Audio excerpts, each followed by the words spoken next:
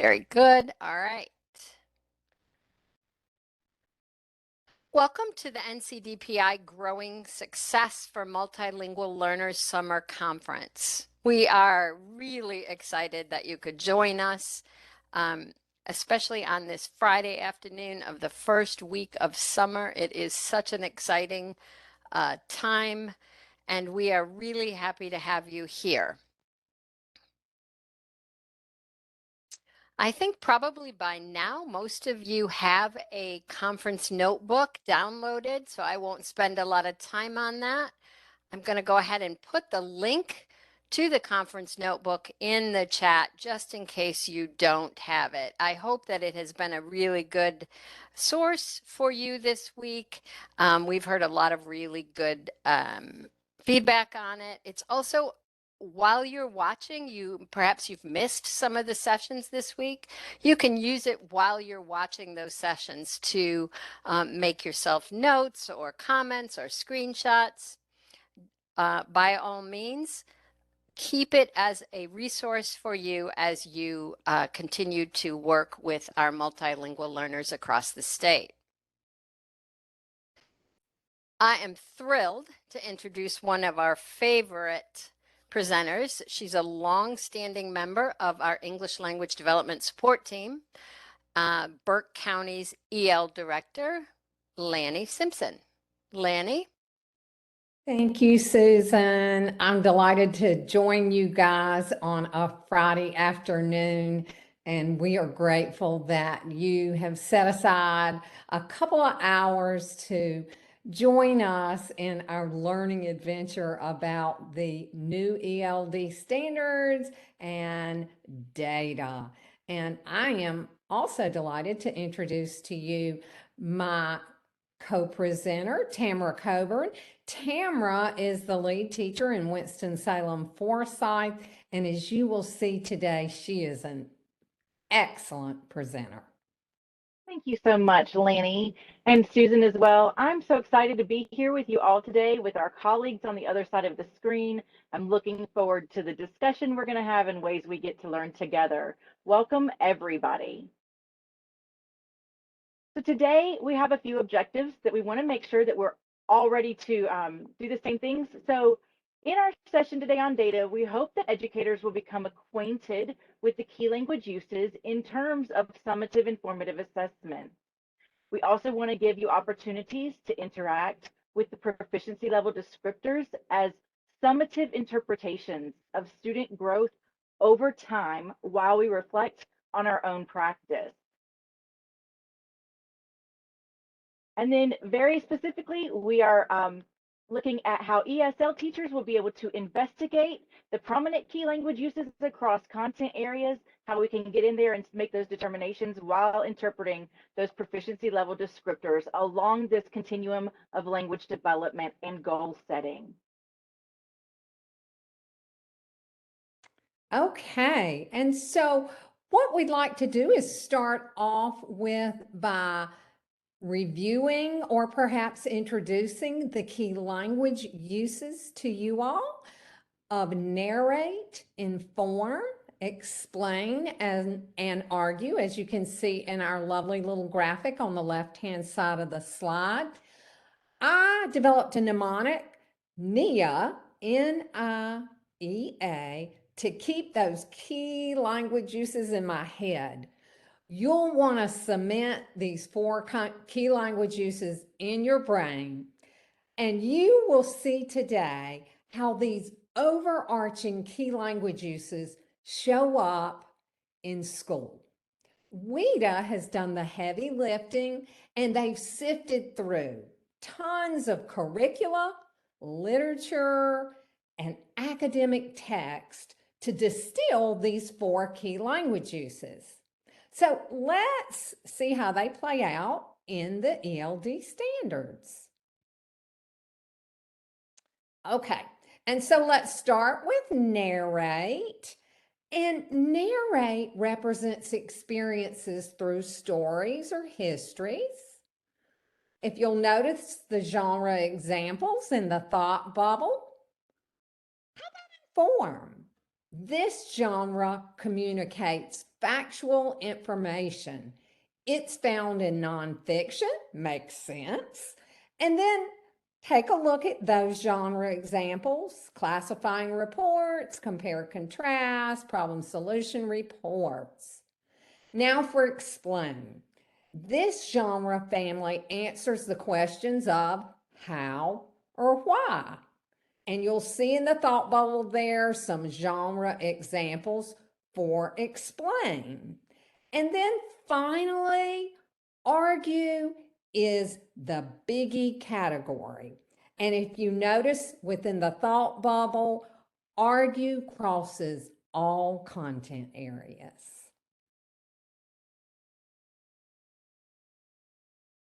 Okay, so let's zero in on narrate, our key language use. And if you'll notice in the table on the slide, you'll see the grade bands in the leftmost column, and in the second row across the top, you will see content areas. The first content area is social and instructional language.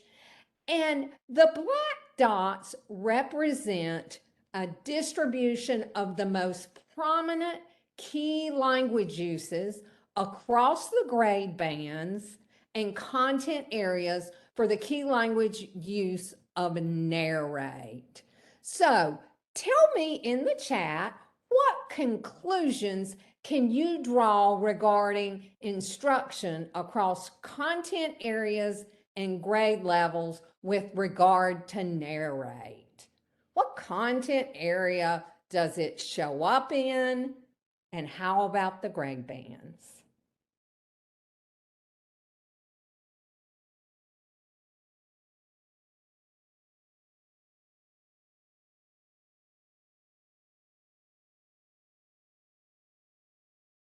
There you go. Absolutely. It sure shows up in ELA, stands to reason with regard to narrate, doesn't it? And absolutely, narrate is most prominent in ELA and social and instructional language across all grade bands.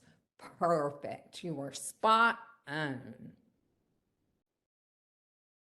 So thanks for that. And we're going to stay in the chat as we go through these key language uses. And now let's talk about inform. Inform highlights language to provide factual information.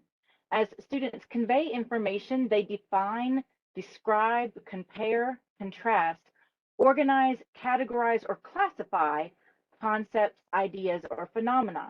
These are the language functions that they will be using in order to inform. Let's take a look at the distribution of inform again across the grade bands and content areas. What conclusions can you draw about how inform impacts instruction in the elementary, middle, and high school levels? So type in the chat box what you're seeing specifically about that kinder and first grade and inform.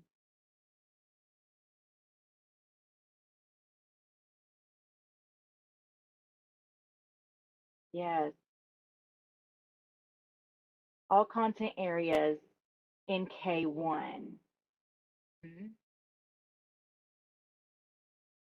Right, and then what's happening in the other grades? Where do we see inform? Yes, in ELA. So similar to narrate, inform really sticks in ELA. And so what we know is that kindergartners and first graders are learning the world in school. There's new exposure to all of the content areas. And so that's how they're going to be informing or interpreting information about those content areas. And then, of course, we know that informational text plays a huge role in English language arts. And so that's what we're looking at with inform. Lanny. Okay, let's turn our attention to the key language use of explain. And if you will, take a look at the distribution of explain across the grade bands and the content areas. And as students explain, they are bringing to light natural, man-made, or social phenomena. And so take a look at this distribution and tell me, how will kinder and first grade instruction around the key language use of explain differ from other grade levels? If you will, type your response in the chat box. And again, how will instruction regarding explain differ in K and 1 from the other grade levels? Oh, at high school levels, kids will have more higher depth of knowledge, key language uses like argue and explain by defending their understanding with expressive language. Well put. And how about K1? What can you distill regarding explain? Yeah, so explain in K1 focuses on the language of science, and they're just not quite there yet with math and social studies explanations. It doesn't mean that it's not occurring, it's just not most prominent. Absolutely. So that takes us to our final key language use to unpack, argue. And let's clarify that we are not asking students to be argumentative, but we are asking them to justify claims using evidence and reasoning. So once again, we invite you to look at this distribution of the most prominent key language uses or use of argue. And what conclusion can you draw regarding the impact of argue on instruction in K and first, as opposed to grades 2, 3, 4, and up?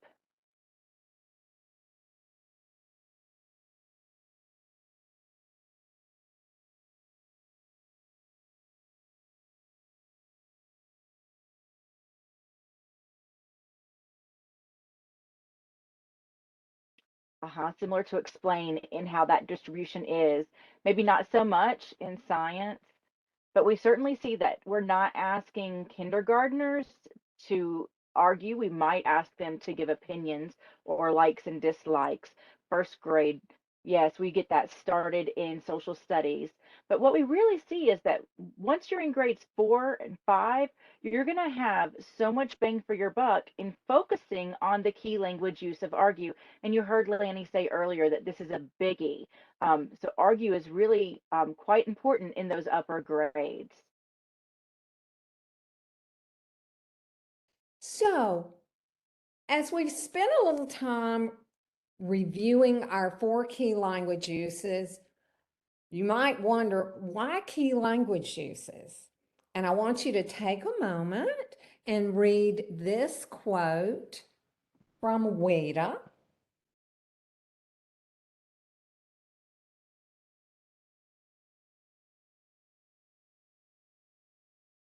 And so you will see that the key language uses are really an overarching organizing factor in the development of the language expectations. And the language expectations are simply the language goals or the actual standards for English language development. So you might be thinking, okay, well, key language uses and data, how do they work together? That is our essential question for today. So first, we're going to take a look at formative data, and then we'll turn our attention to summative data. And so, as I said, we start with formative assessment or formative data. This is really where the rubber meets the road, where teachers adjust their instruction based on formative feedback. So, in reviewing the standards framework, we realized that WETA published snapshots for each grade band of what key language uses could look like. And if you'll notice on the left-hand portion of our slide, I have a graphic of the kindergarten snapshot. And what we have done is we have simply added columns to the right entitled quarter 1, quarter 2, quarter 3, and quarter 4. And these we realized could serve as a portfolio guide for the key language uses.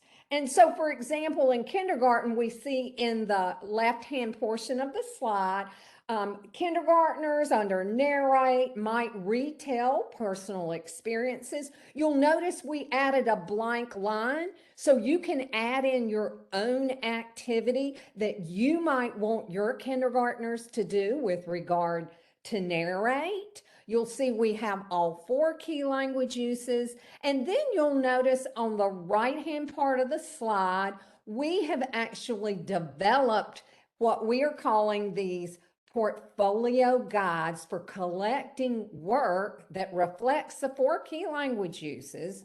And Susan is dropping the links in the chat box.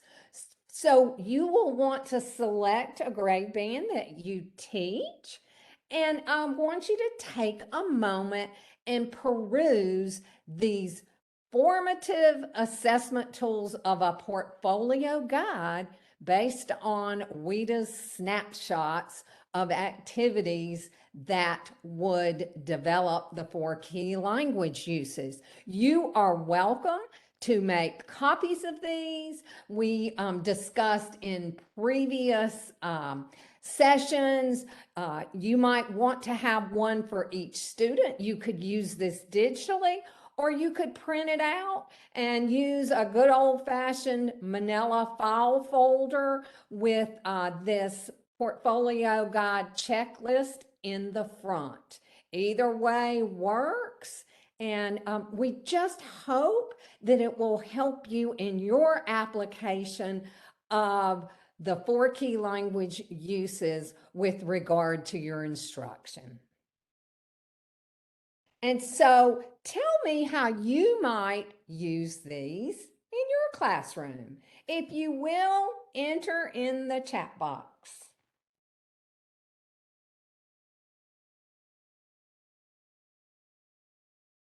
Oh, I see some really nice comments. These are great resources. This is what I need. Oh, this is amazing. Thank you for organizing this.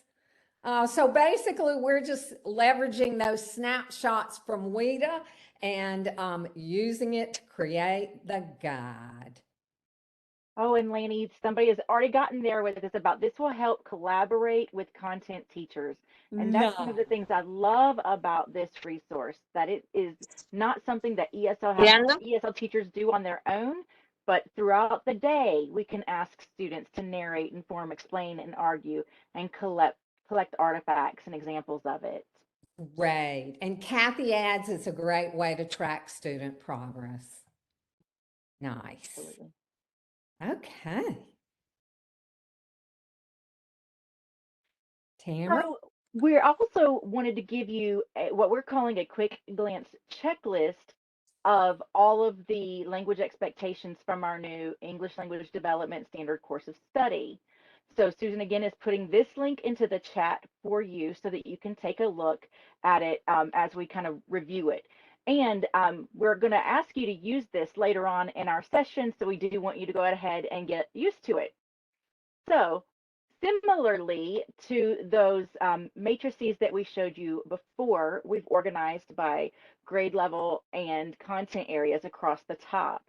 And what we did here is within the matrix, the hyperlinks take you directly to the grade and content area that you want. So once you get there, you'll see the key language uses highlighted in order from narrate, inform, explain, and argue in each of the content areas and grade levels where they are. So we hope that you've had a chance to grab it from the chat, but we're going to kind of demonstrate for you really quickly how to find this information that we need. So let's go to the English Language Development Standard in the content area of math for grade band 4-5. And you see that once Susan clicks it, she also clicks bookmark. And that takes us to the bookmark that we created in the documents. And from there, you can see that math in grades 4-5 focuses on 2 key language uses, explain and argue. So it's already really quite narrowed down in this way. One of the ideas here is that we know that all the different resources we give you can be kind of robust and lengthy, and we were hoping that this would get you straight to what you needed as quickly as it can.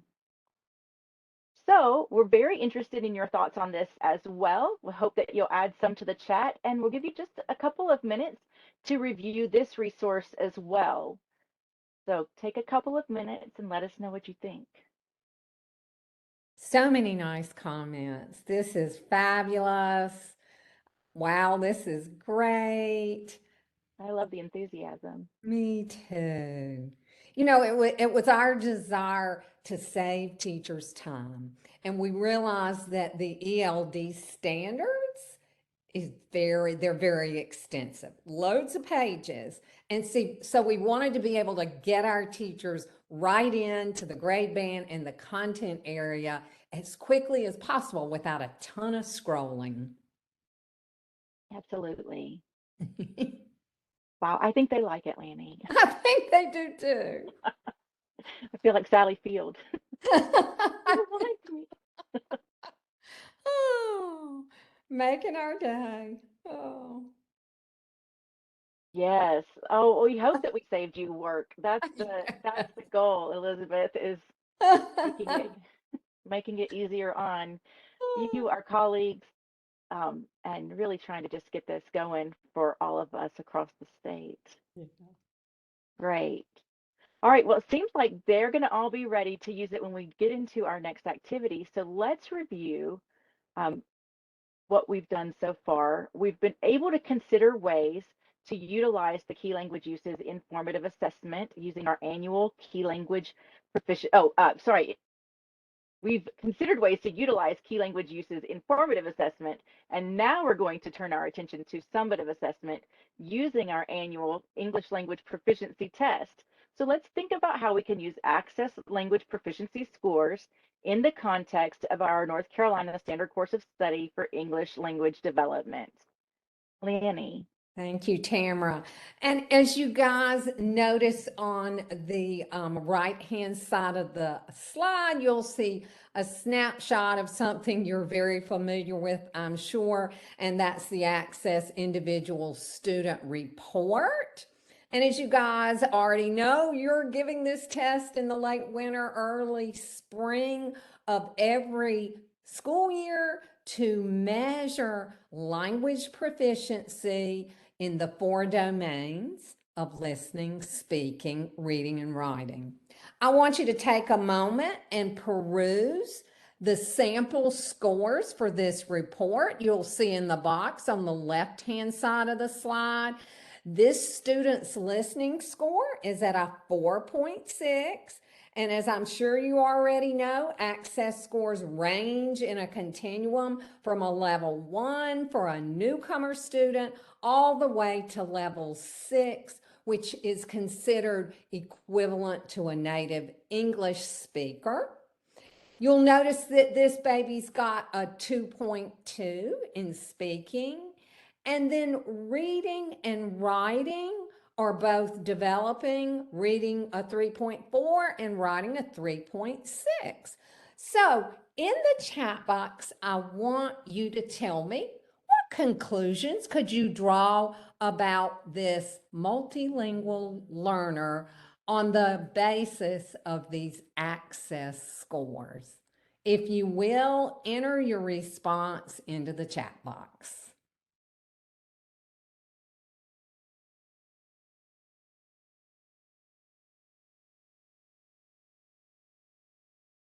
What conclusions can you draw with regard to this student and their Access scores? This child has been here. Yep. Student needs more opportunities to speak using academic language in their classroom. Maybe the teacher can provide sentence frames for speaking. Excellent. They are much stronger in receptive language than expressive. Absolutely. Probably not a newcomer. Yep. This student might feel shy speaking, needs academic language practice. This student can get accommodations because the reading is not a 5 yet. Excellent conclusion. We've got to reinforce speaking and writing. They have high listening comprehension but need confidence and opportunities for speaking. Absolutely. We need to get this kid talking. And so you also noticed that this student's most opportunity for growth lies in the domain of speaking. And if you'll notice, I frame that in asset-based language because we know that with regard to language proficiency scores, lower grows faster. So we don't have to say this student's lowest score is speaking. We can frame it in this student has the most opportunity for growth in speaking. And you also notice that listening is a strength. So if I'm an ESL teacher, I want to be leveraging that strength in listening to grow those other domains. So for example, I'm going to utilize read alouds with this student to grow that student's reading. Just one example. Okay, excellent conclusions, folks. Absolutely. And you have told us what you understand about this student from looking at these scores. And I appreciate seeing your insights about how long they've been here, um, how we can leverage, as Lainey said, leverage their assets and continue their growth. So let's consider how you support your colleagues and teachers of multilingual learners with regards to the Access Score Reports. Let us know in the chat how you send this information out or how you use this information in your conversations with your colleagues.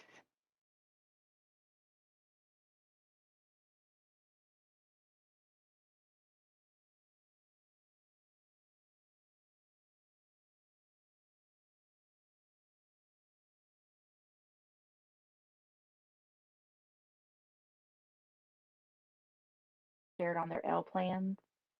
Can-do charts. Yes. A lot of us really use those can-do charts to help teachers scaffold growth over time, an analysis of how their trajectory is going. Mhm. Teachers receive those scores. Yes. Conversations about growth. Absolutely. And yes, these scores come into, specifics about the L plans, what accommodations and modifications can be provided to students in assessment and in instruction. Absolutely. I love this, Jessica. Thank you. It's most, oh, that was Elizabeth, sorry, but still most helpful when I sit down with the teacher. So that collaboration, those conversations are so important.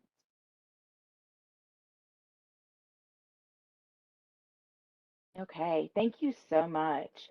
So now let's take a look at Maria.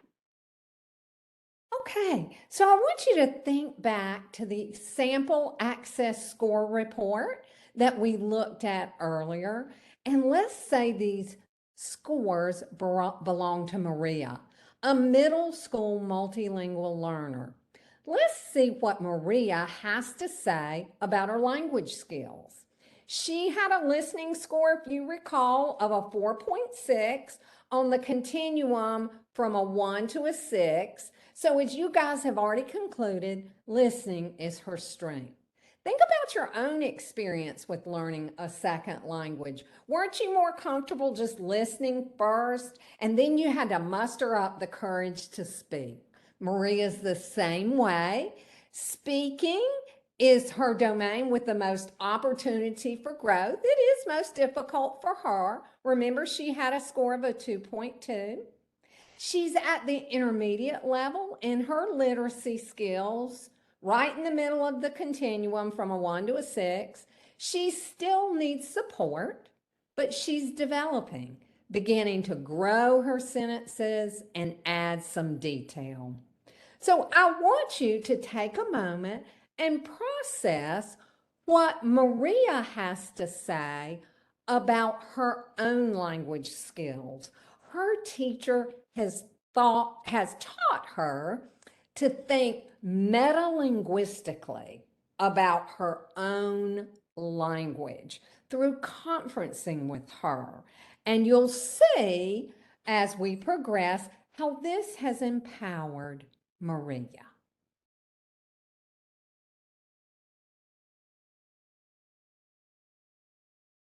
Okay. So, Maria's in the 7th grade. Her social studies class is studying the essential standard of understanding global interactions. That's pretty broad, isn't it? And if you've taught 7th grade social studies before, you know that you want to drill down into those clarifying objectives. And so let's take a look at a very salient topic for today's time that Maria is going to be studying. And you'll notice that the social studies clarifying objective is on the left-hand side of our green chalkboard slide. She's going to be analyzing the economic, political, and social impacts of disease. So, for example, smallpox, malaria, AIDS, avian flu, and, well, you guessed it, COVID-19. And so we're going to be teaching and learning regarding the impacts of a pandemic. After talking with the social studies teacher, her English language development teacher is headed to the ELD standards to see what key language use and language expectation she needs to focus on. Although she had a pretty good idea after her social studies teachers shared the objectives. Think of the words, you guys, analyze and impacts. So what we're going to do, you'll notice on the right-hand side of the slide, we have a link to the quick glance checklist that we've already introduced to you guys. So I know we're in the content area of social studies. So that's my column in the far right here. And we're in grade band 6-8. So I'm going to click on this bookmark right here. Susan's clicking on it for us. There we go. And so I am looking at explain expressive. And it says construct social studies explanations that generalize multiple causes and effects of developments or events. Think COVID-19. So I'm thinking, I think this language expectation and the key language use of explain would complement well what they are doing in social studies class so I can support Maria's language development in the content area of social studies. So, what kind of language can we expect from Maria and, for that matter, her classmates? Well, let's think about Maria's access scores and how they play out in the content classroom of social studies. And if you'll notice, Maria's social studies teacher has given the whole class visual supports for this particular lesson that she's teaching.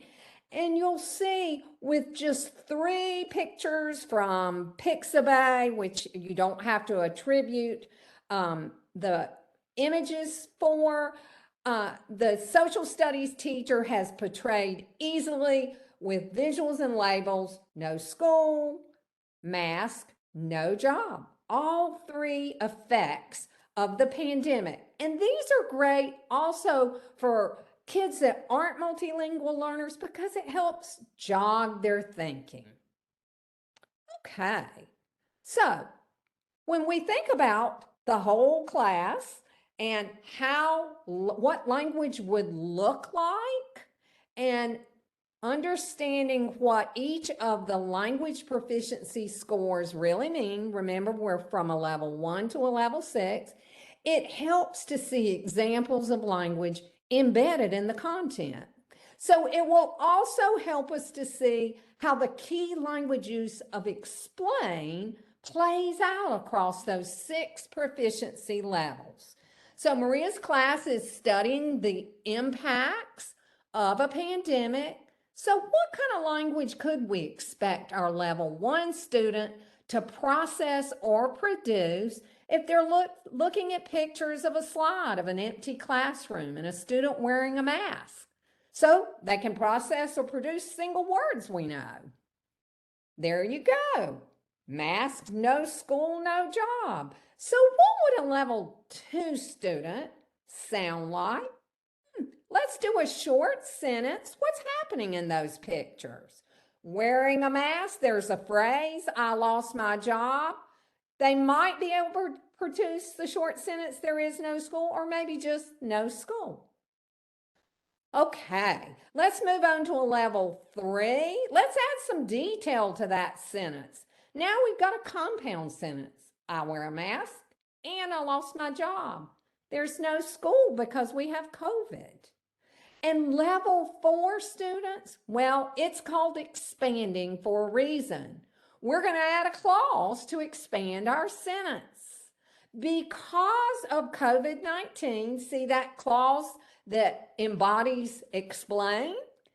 Schools and restaurants closed. I don't have a job anymore and have to wear a mask sometimes.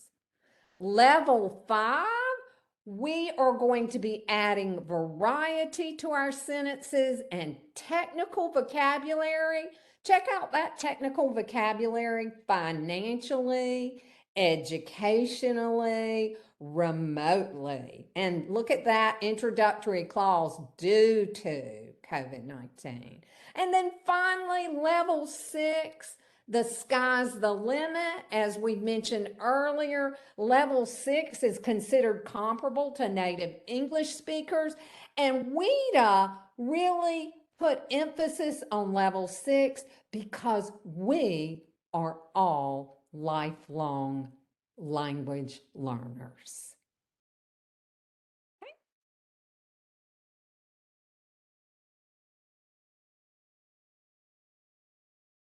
Tamara, you need to unmute. Thank you so much. So this is where the collaboration between the English language development specialist and the content teacher becomes a valuable asset. Because here the ESL teacher's expertise allows her to assist with supports, scaffolds, and differentiation. For example, the ESL teacher might suggest a QSSSA, which supports total response and think time for multilingual learners. It builds off of a think, pair, share, which is a common routine in many classrooms, so it's an easy strategy for teachers to take and learn.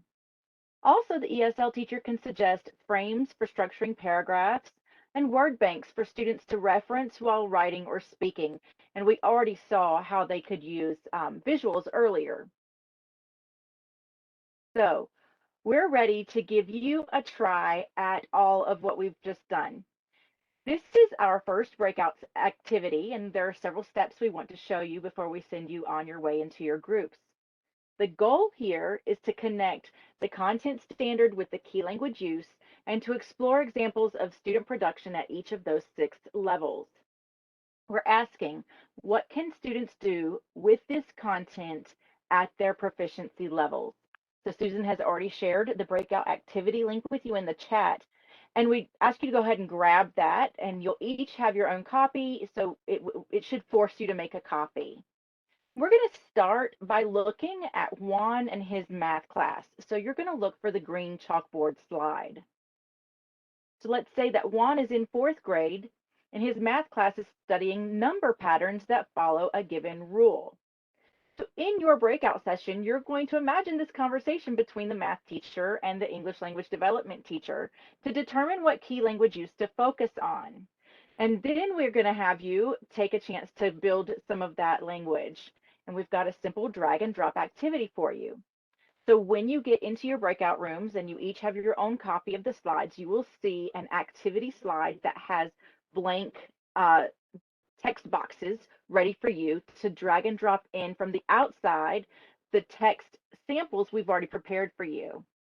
Also, in the upper left corner of your slide, you will see where Susan is circling that there is like an overlay image. And if you click on that, after you've decided which key language use you think we're supporting here, yet when you click on that and move it or click and delete it, it will reveal our answer for what we think could be the key language use that's best supported in this content. Are there any questions? And as we shared yesterday, folks, there is no wrong or right answer when you are looking for a key language use and language expectation that supports the content area. If you can justify it, it is perfectly fine which particular key language use and language expectation you choose. Absolutely. All right. Susan, you were going to show them how to get into those breakout rooms. I think probably by now we have a room full of experts, but just in case, you should see breakout sessions and a join in your participants tab. If there are no questions, I'll go ahead and start the breakout sessions. Susan, let me tell them real quick. We're just working with Juan right now. We'll come back and check and then send you back to do the other two. Okay, are we ready?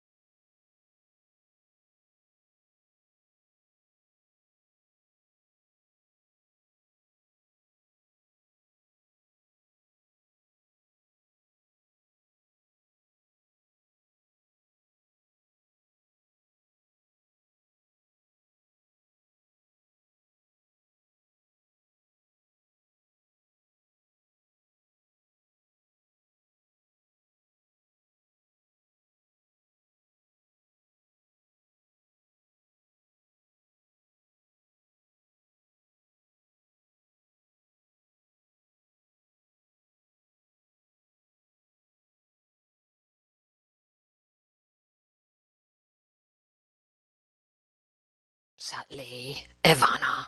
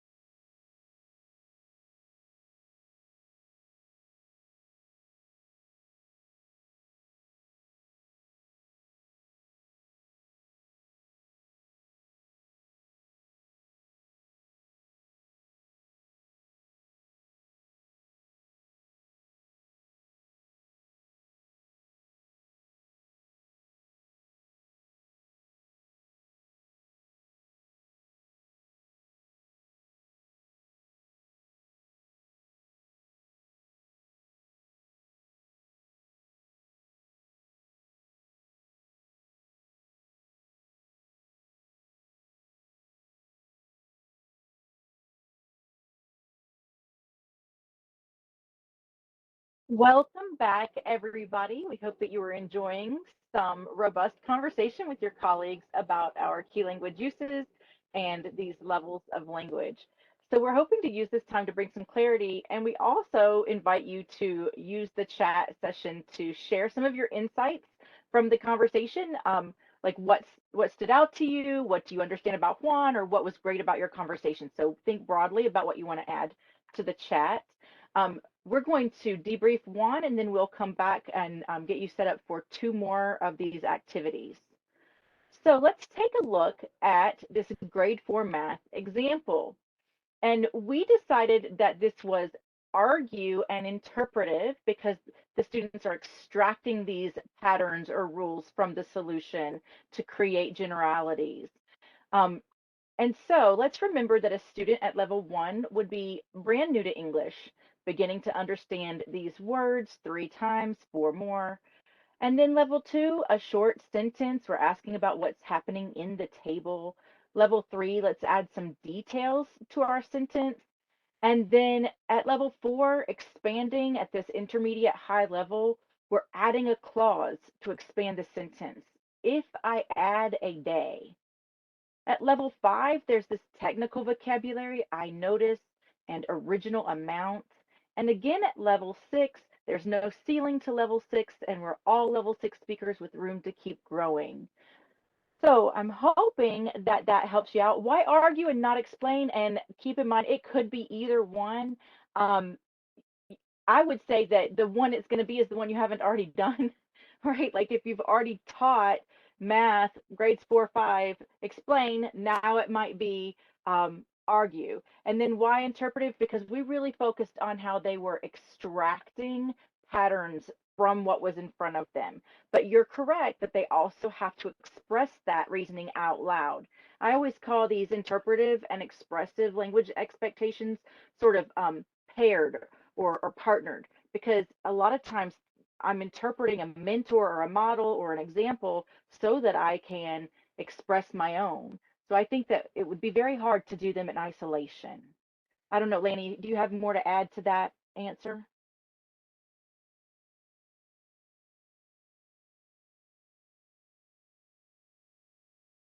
You're muted, Okay. Lanny. Lanny, you're muted. Sorry. I agree. It can be argue, it can be explain, and it simply depends on where you are in your instruction with your class, as to which one you choose. As we said before, there is no wrong or right answer here. It's simply if you can justify it, it makes sense to you in your professional judgment. Right. And I love that, knowing that we can't go wrong, and that again, WIDA has given us such a guide that if we're doing any of this, we're doing something that's going to be useful to our students and to our colleagues. So we're going to return you back into your breakouts, and we're asking you to do 2 more tasks. We want you to take a look at Estrella's 1st grade science class, and then again at Marcella's 9th grade English class. We'll give you just a little bit more time this time, so maybe around 8 minutes. All right.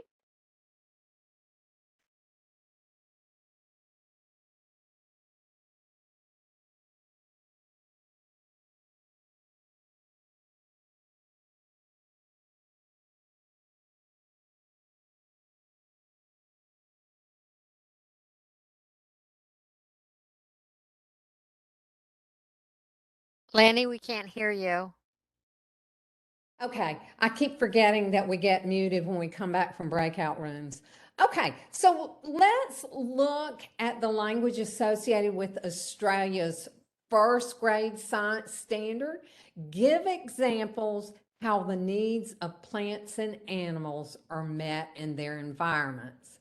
And we selected the key language use of inform, and we were really focusing on give examples, but honestly, you could have focused on the key language use of explain because of the word how the needs of plants and animals are met. Again, it just depends on where you are with your students in covering those key language uses.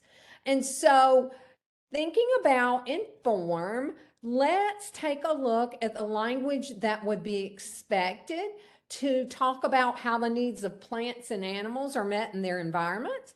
At a level 1, you can see raccoon, den, water trees, fruit, seeds, fish. That level 1 student is able to convey content knowledge just as beautifully as a level 6 student. They are manipulating the language that they are acquiring to convey understanding of content. And so, whoops. Let's take a look at level 2. Let's do a short sentence. Raccoons need water. They need a den. Level 3, let's add a little detail to our sentence. Raccoons need fresh water, food and shelter in the forest, etc. Level 4, as we've shared previously, it's called expanding for a reason. Let's add another sentence here and give us a variety of sentences. Let's make that first sentence more complex by adding an infinitive at the end, to shelter. And then level 5, look at the technical vocabulary that's included there that this baby can produce. To survive, burrows, for example. And then finally, level 6, the sky is the limit with language. As I shared previously, we are all language learners, and WIDA wanted to include level 6 because they wanted to show that acquiring language is a lifelong process. Thank you. Yes, Lanny. And so now we can look at what happened in Marcella's ninth grade class, English class. And she's writing a narrative to develop real or imagined experiences or events using effective technique, well-chosen details, and well-structured event sequences. And so I think this one maybe didn't cause us as much conversation. I think it seems pretty intuitively to me, narrative and expressive. But let me know in the chat if you felt like this one was a little more in the gray. So remember that a student at level 1 is brand new and beginning to understand words and associate those words with those ideas. Door and creek. And at level 2, we have some sentences, some short sentences and phrases. The door opens, he hears the creak. Let's extend our sentences in level 3. And now we're joining words, using joining words and conjunctions, and but. At level 4, expanding at this intermediate high level, we're looking at how we can help students expand these sentences. So we can teach them how to add clauses to expand their sentences. In this case, which scared him, and even the word terrified as that descriptor. At level 5, we have increased text complexity and density. So we're adding more details, more compound and complex sentences, and we're using connectors to organize ideas across the text. And as we've been saying, level 6 has no ceiling. So level 6 is where we're all growing, we're all continuing, as Lanny said, our lifelong journey in developing our language. I love it when I have the opportunity to learn a new word in any language. It's always exciting. So we've taken a look at this leveled language. Lanny, you want to tell us about these proficiency level descriptors? Sure. And so now we're going to turn our attention to another summative assessment tool that's contained in the ELD standards framework. We're going to explore the proficiency level descriptors. These describe possible trajectories of language for a multilingual learner. Think of the 6 levels of language, but proficiency level descriptors are not embedded in content. It is descriptions of language that is expressive So think, of course, writing, speaking, and representing, such as drawing, or interpretive. And of course, think listening or reading or viewing, such as videos. And the proficiency level descriptors are designed to describe language across the 3 levels of language, and that is discourse, sentence level, and word level. So what we want you to do next is Susan's going to drop a link in the chat box to the ELD Standard Course of Study that lives in the Resource Hub. And you're going to choose a grade band to explore the proficiency level descriptors. Now, it's important for you guys to download the standard course of study once you go to the link, because then you'll be able to see the page numbers. And in the slide on the left-hand side, I've got the page numbers where the proficiency level descriptors live for a specific grade band. So be sure you download that standard course of study first. And we will take a couple of minutes for you to peruse the proficiency level descriptors for a specific grade band that you teach.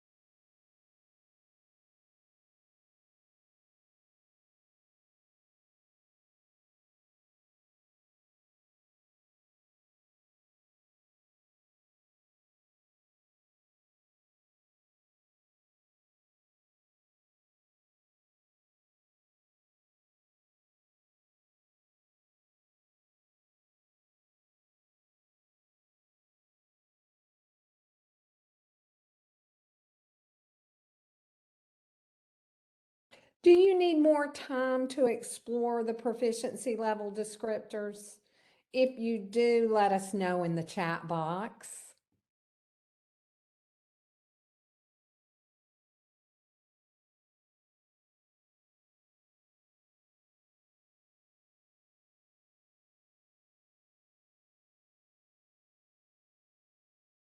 Yes, please. Okay, Edith. Are these replacing the can-do descriptors? They are not. These are actually replacing the old performance definitions.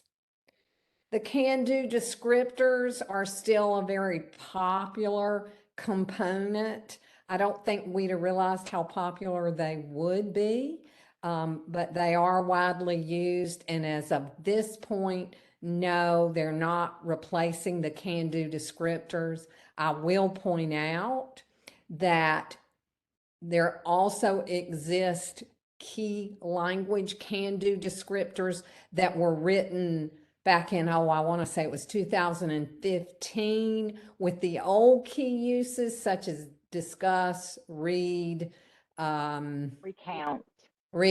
thank you, Tamara, inform and explain, but WIDA is planning to revise those. They have not yet, but the original can-do descriptors, no. It is not being replaced by the proficiency level descriptors. Great question. I think too that the can-do descriptors are at the heart of this assets-based philosophy in which WIDA grounds everything. And so I can't imagine them, I can see them changing shape. I can't imagine them going away. Right.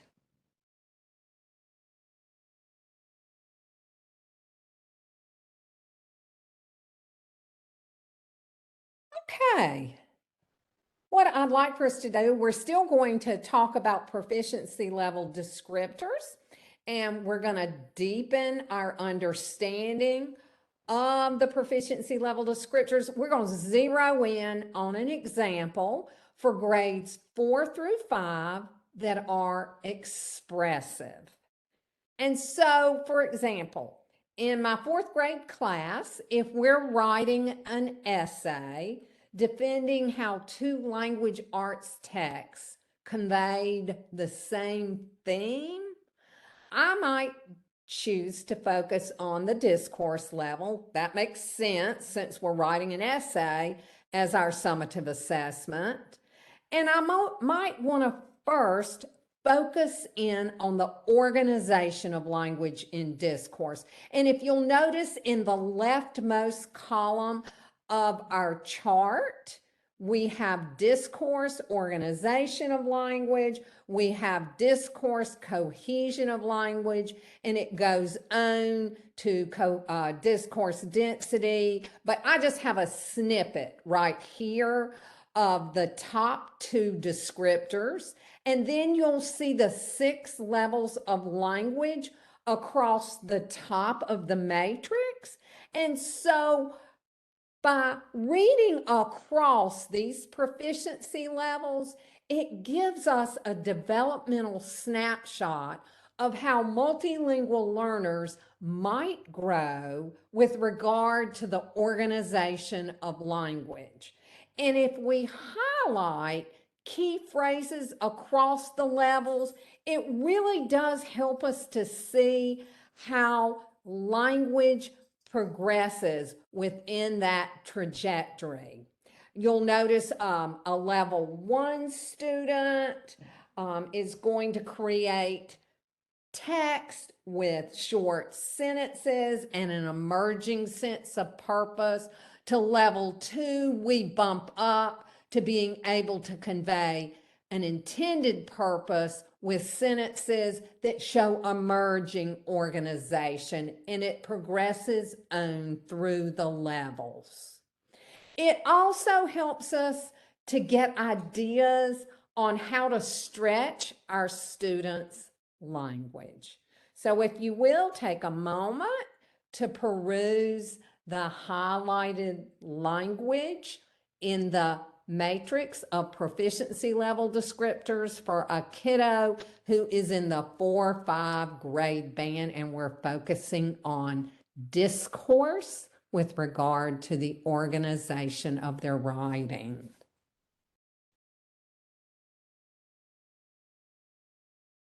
Okay.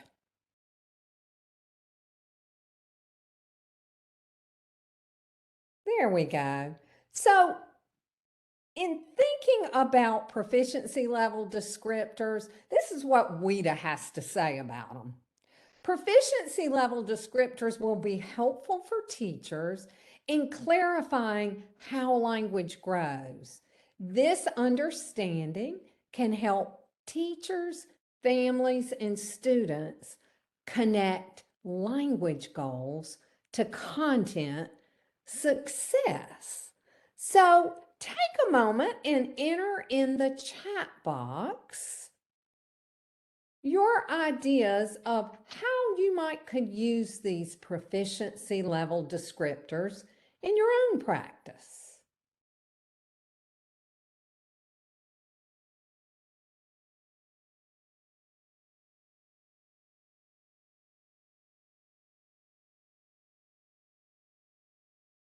Mhm.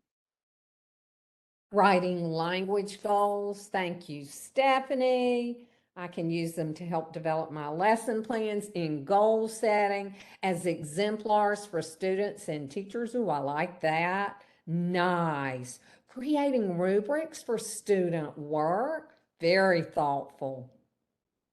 Excellent ideas. Self-assessment.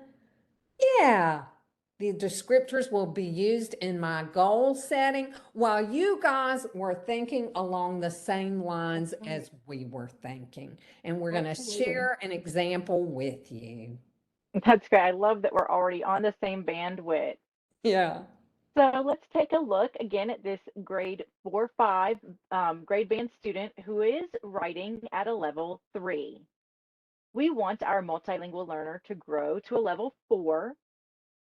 So what will he be able to do at a level 4 when it comes to writing? Let's focus on the discourse level. Discourse and organization of language. He will be able to organize his writing generally. That means he gets the concept and applies introduction, body paragraphs, and a concluding paragraph in his writing.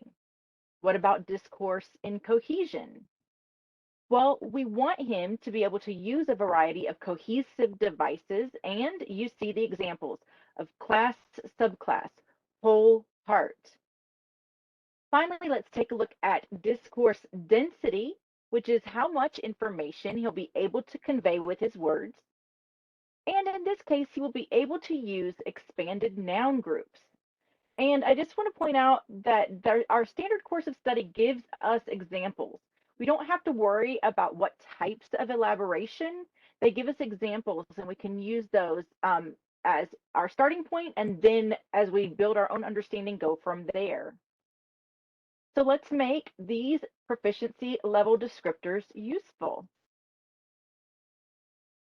So in application, we might imagine a conversation among 3 stakeholders. Juan, our 4th grade student, the English language development expert, and the content or classroom teacher. So this is sort of our imagination of what this could look like in writing goals. We're including Juan in this conversation because it's a part of our strategy to help Juan take ownership of his learning by setting those writing goals, which is something some of you already mentioned in the chat. So first, we're going to identify the assets of what our learner can do with language in pursuit of content mastery. So Juan writes, I can write a paragraph using sequencing words like first, next, and finally. I can use articles such as a and an, as well as synonyms. And I can add in describing words to expand my own writing. Then we identify goals to help stretch our students' language proficiency. So Juan's goals now say, I will add introduction, body, and concluding paragraphs to expand my text density. I will be able to use connectors to organize my writing, including claims supported by reasons. And I will be able to not just add describing words, that's something I already can do, but add technical vocabulary from my content areas into my writing. And third, we identify scaffolds that teachers will prepare to differentiate. And so just like Maria, Juan is able to think metalinguistically and understand the ways that the teacher is here to support language. So my teacher will give me a writing template or sentence starters, for example, kernel sentences and expansions, or a because but so activity. My teacher will teach and allow me to use color marking to evaluate my own writing connectedness, including synonyms. And my teacher will give a word bank of synonyms so I can replace words and add interest to my writing. And we want to make this very clear that these goals are long-range goals. Remember that the proficiency level descriptors are about this continuum of English language development over time. And so when we write these goals, we're imagining a semester or even a year. And this idea of using and losing scaffolds is so that after practice with them, one can begin to independently apply those strategies without the teacher generated support. And that's our English language development. Thank you.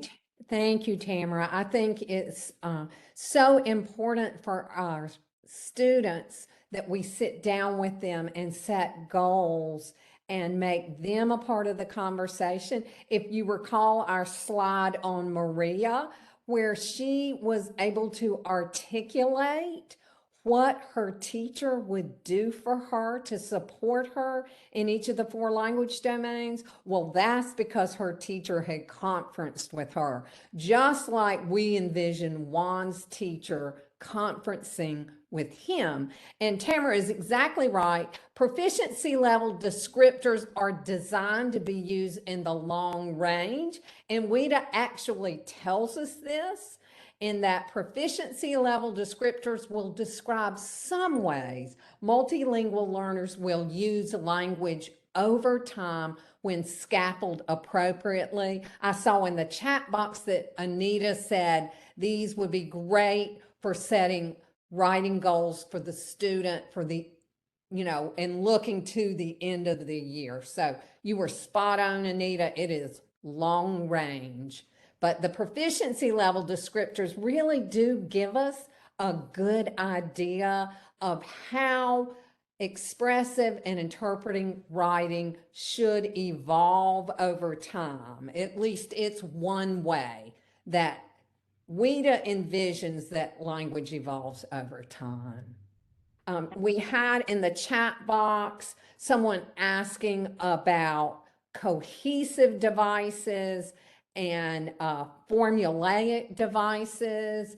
And I would say a typical example to me of formulaic devices in making your writing cohesive or stick together might be in argumentative writing, for example. My first reason is da da da, fill in the sentence frame. My second reason is da da da, fill in the sentence frame. My third reason is da da da.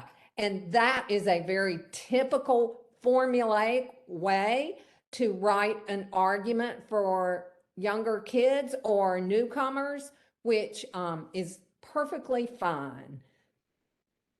Yeah, and sometimes I have to look up some of the words that WIDA uses with regard to linguistics to make sure that I know what they're talking about. Mm-hmm. Absolutely, and both WIDA and the NC ELD have given us glossaries. So we have glossaries to help align our understandings of these tricky words. And so I recommend both of those to you. So we have shown you multiple ways to use student scores to drive both assessment and instruction.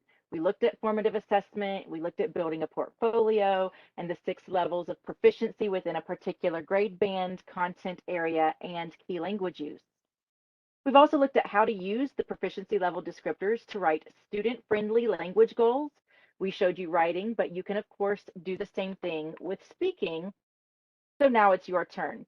And this is our artifact section, and we're actually quite looking good on time.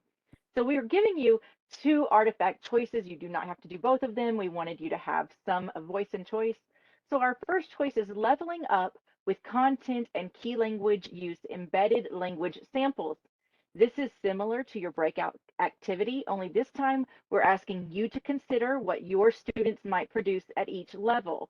So you would decide the content that you're going to support, the key language use that's most appropriate, and then you would create what you think your students could do at those 6 levels.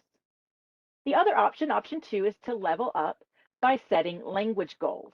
And this is like the example of Juan's writing goals that we just went over. Think of a student you know and where that student might fall on those proficiency level descriptors. Now, you probably don't have exact access scores right in front of you, so we're having you just make an educated guess because we're practicing this I can and I will progression plus the teacher provided supports. How would you name what that student can do in that student-friendly language, write goals, and then consider appropriate supports to scaffold up? So we're going to send you to a Padlet where you can choose your own adventure. Susan will add the Padlet link to the chat, and the Padlet also has instructions to remind you of what I just said here. We don't expect you to remember everything that I just said. And this will become your artifact for your participation hours. You can add it to the Padlet or add it back to your journal for the conference. The links in the Padlet prompt you to make your own copy, and we invite you to add your name to the file title of your artifact task. When it's complete, you can use the share link and share with permissions to view so that you can add it back as a comment on the Padlet. Now, some people have had some questions about how to use a Padlet, so we'll just remind everybody that there are columns and you can create a post by clicking the plus sign underneath the title of each column. Once you open up that plus sign, there's a dialog box, and from there, I think it gets pretty intuitive, but let us know if you need any help. And you can add your name on the Padlet in the title of your dialogue. So as soon as that box pops up, you can put your name there. Or you can just name it on your document. When you make a copy, you get the chance to rename your document. So we're not finished yet. We want to give you time to get started on your Padlet, on your artifacts. And we also want to give you time to use the chat or the raise hand feature to ask us any questions. But we also hope that you'll rejoin us in just a little bit because we're going to wrap up with some final details. So we're waiting here. Let us know if you have any questions. And I might add that the instructions for the Padlet is in the column on the far right. So you may have to slide over to the right to see those instructions. And don't forget, if you're going to do writing goals, to use the proficiency level descriptors for that particular kiddo's grade band. It will help you to be able to write those, and then you'll want to use student-friendly language. Absolutely. I forget about that. Thank you for saying that. And I think one thing I like about the proficiency level descriptors or any of these resources that the state or WIDA has given us is that it becomes sort of our concept bank, right? It scaffolds the way that we plan and deliver our instruction because we can refer straight to it and take that language and put it into our lesson plans or into how we support our students. And thank you, Susan. Yeah, Susan's showing us what it looks like on the Padlet. So you can see the two artifact options there, and you can click on the link and open it. The plus sign is what's going to open up your dialog box, and in that subject, you can write your name. The link is the little orange icon in the middle. So you can add a link there, or you can write something below or add the link below. We'll find it either way. So you have a few options, you can personalize it, and then once you're finished, you can hit publish. Right, and your own artifact are actually Google Slides, and so you can share, copy the link and share it, put it into the Padlet for us is an easy way to do it. Right.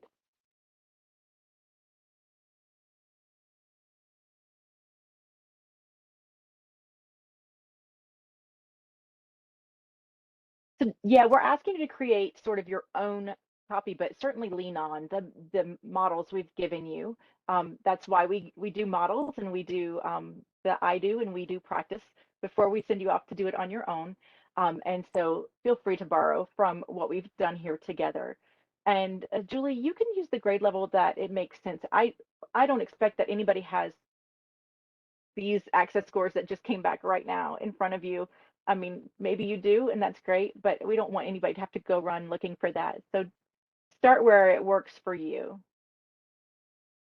Typically, you want to do the previous grade level because that's what your access scores are tied to, but Tamara's right, just run with it since you probably don't have those scores in front of you. I guess what I was asking is like, especially those kids that are leaving a grade span, when you want to write their goals for the coming year, do you look at the I can for the previous grade level and then think about where they're going for this grade level? I mean, how would you recommend doing that when you're doing the writing goals?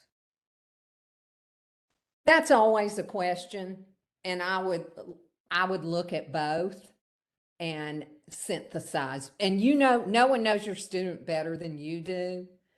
And so teacher judgment, but I would look at both grade bands, if, especially with a student going up to a new grade band. That's a great question.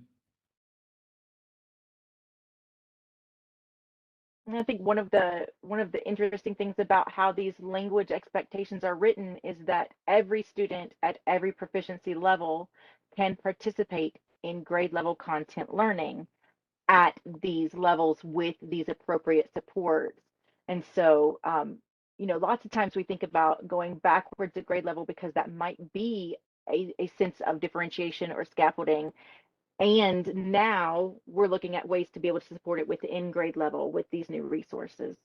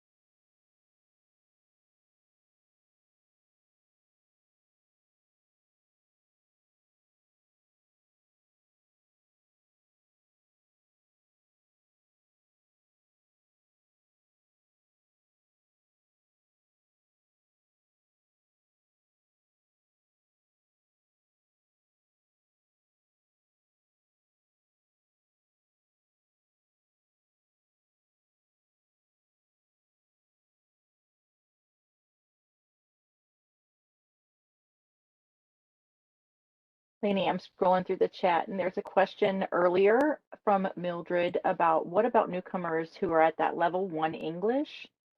And I Yeah, think I'm sorry. I just responded in the chat, but go ahead. good. I'm sure you. You and I are on the same. Well, I think that that's one of the things I really love about the new modes of communication matrix that we have, where we're including representing and viewing. So with a student who is at that level 1 and is at that beginning stage of an entering stage of English, there's a lot we can do with viewing and pointing, representing maybe with storyboards and some, drawing, but not every student wants to draw. So maybe we have like little stick figures or little things, figurines that they can manipulate. I Mhm. mean, that's just a very basic thing to get started. Sure. Sketchnoting is great for newcomers. Picture word induction model is another great strategy for newcomers.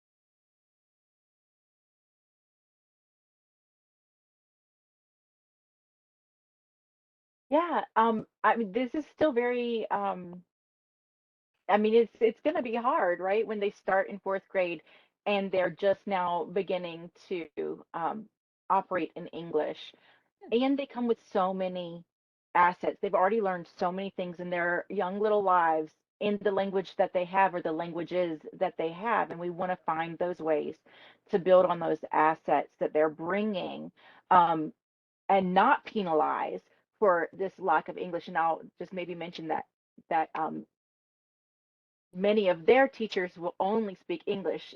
And so we're balancing out, right? This how we think about the asset of the languages that the students do come with.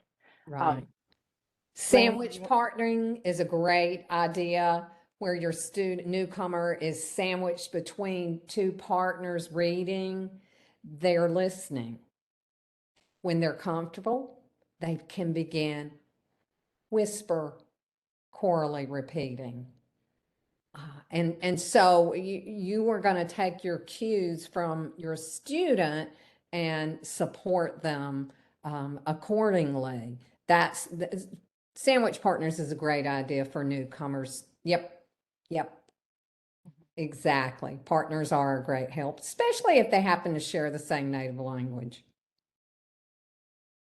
keep in mind, right, that these level 1 students might be in what other linguists call a pre-production phase or a silent period. So we might not get words out of them right away. You know, I like to do like choral responses and choral reading or chants and things like that to make it comfortable, because we're all using our voices, but this student doesn't feel in a spotlight or on a stage. So that might be another way to do that. Very good. Audiobooks are another great resource for newcomers. And if they're literate in their native language, it's, oh my goodness, it's such an advantage.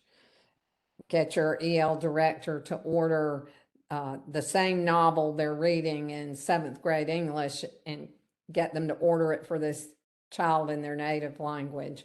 So it takes a bit of detective work sometimes, but It does. yeah. Because and that's one of the things that makes I think English language development instruction not as easy as it looks, maybe from the hallway looking in the door. Because there is so much to consider about this individual student, these 4 language domains, this background of learning, you know, all of these assets that they bring. There are so many layers to consider for each of our students.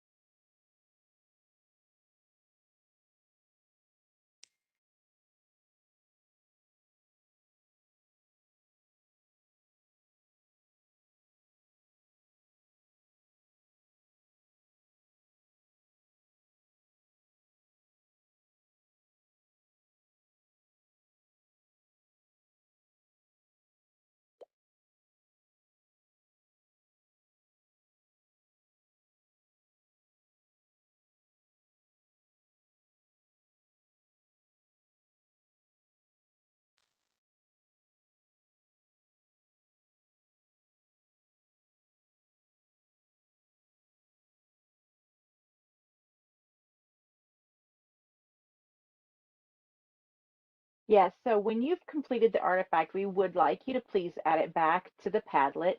And you can do that by using the share function on your document that you made the copy of and get that link to share. It's useful if you make sure that anybody with the link can at least view it. So once you get that link to share, you go back to the Padlet and you click the plus button on any of those columns. Will figure it out, but pick the column that most suits you and add it there. So click the plus button and you can fill out what that little dialog box has, including adding your link in. And that should make sure that we have access to it. We've also included our email addresses on the Padlet. If you look at the far right and at the bottom of that column, you'll find our email addresses. If the Padlet is driving you crazy, we don't want you at frustration level, so just send us an email. Right. And your artifact doesn't have to be finished right this minute by any means. If you feel like you want some more time with it later on this afternoon, that is perfectly fine too. Absolutely. And that leads us to what's happening later on this afternoon. We have really enjoyed our time with you today, and we're so grateful for the comments and thoughtful responses that you've added to the chat. I thoroughly enjoyed hearing you puzzle out and discuss the key language uses and these language expectations in your breakout rooms. And we invite you to please join us for this afternoon's office hours to continue this conversation. So if you want more assistance with the Padlet or with your artifact, if you just want to ask us more about how we're using data in formative and summative instruction, we would love to continue that conversation. So please join us. Could you please repeat how to post it on Padlet, our link? Uh-huh. Thank So you. when you go into the Padlet and you already have to have your share link from the Google document. That's in the upper right of your Google slides, and it will say share. And then you have to copy the link in that dialog box. Then you go back to the Padlet, and under each of those columns, there is a plus sign. And when you click that plus sign, it opens up a dialog box where you can add in your link.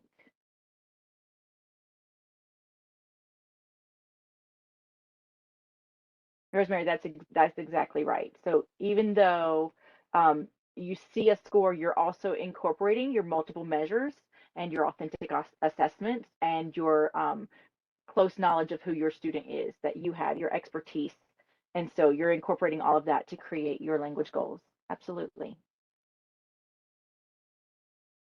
Yes, and in fact, sometimes my teachers will ask me if they're toward close to the end of the continuum in a level, so they might be, say, a level 1.8, and they're almost at level 2, and they're like, well, for the long range, should I look at level 3? And absolutely, what I tell them, look at both level 2 and level 3, and you may want to synthesize those. Absolutely. So we'll make sure you have as much time as you need. These Padlets aren't going away. Yeah. I invite you to bookmark the Padlet from today, wherever you're bookmarking all your other resources for today, and make sure for this week, in fact, and you should have access to the shared and gathered knowledge of this group.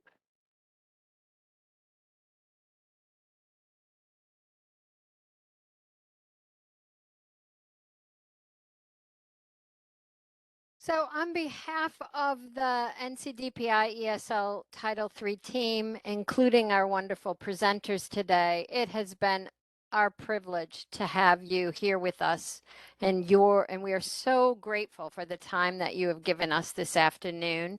We know how valuable your time is, and the fact that you chose to spend it with us makes us all that more humbled and appreciative of your work.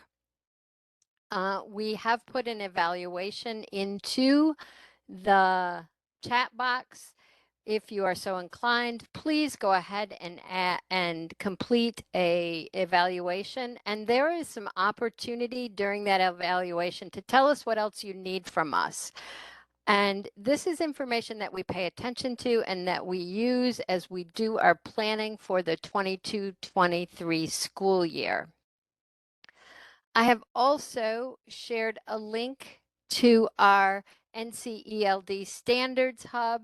You can also see the bit.ly in the slide deck that hopefully you have downloaded from today.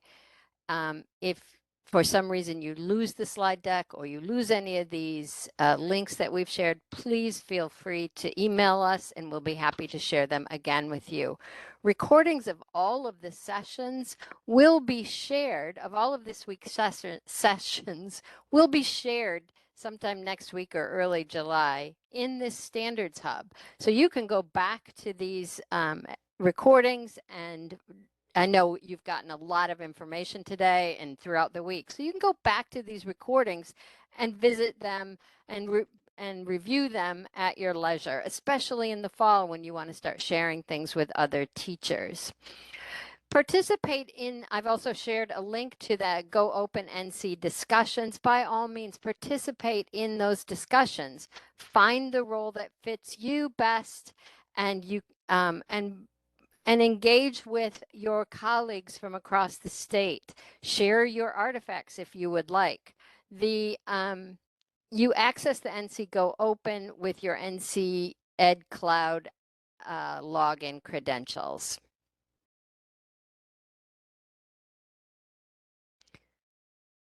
So again, our grateful appreciation for sharing your time with us today. And I am in awe of our presenters, Lanny and Tamara. They've done such a great job today and all week. We appreciate your patience with WebEx. And by all means, here are our emails. Contact us if you need us. Join us for office hours this afternoon. Lanny? Thank you, Susan. It was my privilege and my joy to spend time with you, listen to your thoughtful comments and reflections.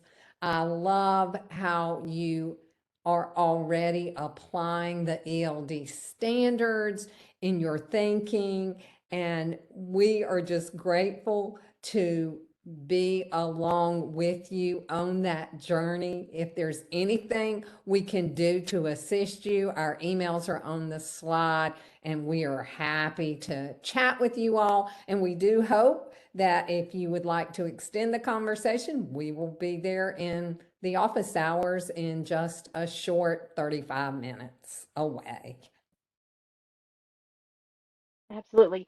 Thank you all so much. Again, I just want to say your participation has been a highlight for me, I'm sure for us, and hearing your ideas and seeing the exchange of all the ways that you have used these scores and set these goals and your new ideas and what you're planning to do with it is just so inspiring.